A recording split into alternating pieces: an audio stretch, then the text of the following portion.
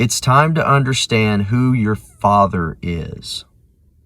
So maybe I'm reading this wrong, but sometimes I feel like people get the wrong idea about what I'm saying about reading the Bible more and praying more.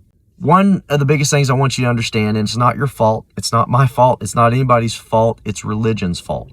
We think praying more and reading the Bible more is about doing more religious things. It has nothing to do with that. It's not about, all right, God, I put in an hour instead of 30 minutes today. So I tend to stay really, really busy.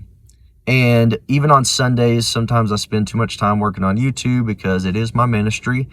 And I kind of, set aside part of the day to work on it.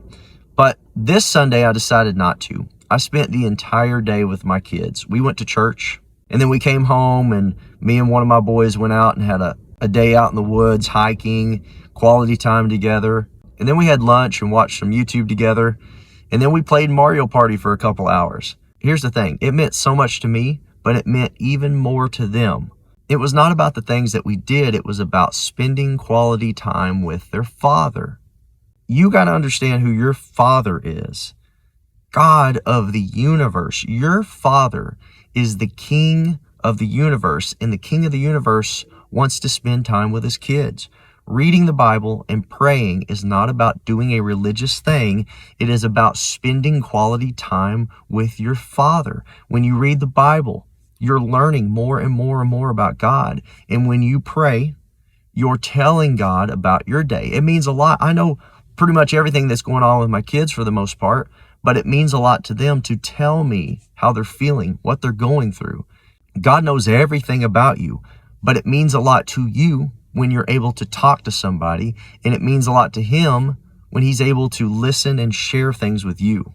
And just a little bonus, imagine if your Father was the king of a kingdom here on earth. Would you have anything to worry about? Would you still have problems? Would you still have sicknesses? Yes, you'd still deal with things. But you would understand that your Father is the king, and whatever you need, you can go to your Father and ask him for it.